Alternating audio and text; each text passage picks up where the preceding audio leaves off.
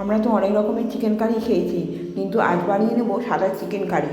তা প্রথমে চিকেনটা ধুয়ে পরিষ্কার করে পেঁয়াজ বাটা, রসুন বাটা, আদা বাটা, কাঁচা লঙ্কা বাটা, টক দই আর নুন দিয়ে ভালো করে মাখিয়ে আমি 2 ঘন্টার মতন রেখে দেবো। এটা যা টেস্ট না, একবার না বানালে বুঝতে পারবে না যে এত মাংসটার টেস্ট। যতক্ষণ ম্যারিনেশন থাকবে ততক্ষণ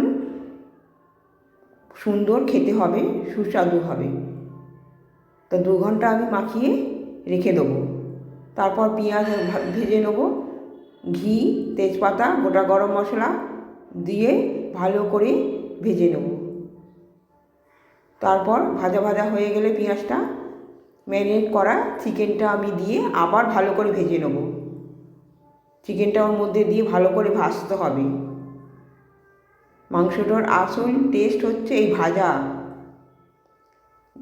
যত ভালো করে কষিয়ে নেবে এইভাবে, তত এর টেস্ট। আমি এখানে হলুদ পড়বে না, আমি কাঁচা লঙ্কা বাটা দিয়েছি। চিকেনটা সাদা হবে, তা ভালো করে এরকমভাবে কষিয়ে নেব। তারপর ধনে গুঁড়ো, জিরে গুঁড়ো, গরম মশলার গুঁড়ো, দুধ, জলের বদলে দুধ দিলাম, দিয়ে মাংসটা ভালো করে সেদ্ধ করে নেব। এমন কিছু না, সামান্য কিছু উপকরণ দিয়েই তৈরি হবে। ঢাকা দিয়ে রেখে দেবো। হয়ে গেলে বেরেস্তা দিয়ে একটু যেরকম গ্রেভি চাইবে সেরকম রেখে হয়ে যাবে সাদা চিকেন কারি। দেখো, এটা আমার তৈরি হয়ে গেছে। আমি একটু ঢাকা দিয়ে একটু ফুটিয়ে নিলাম। খুব সহজ একটা চটজলদি রান্না, খুব সহজ।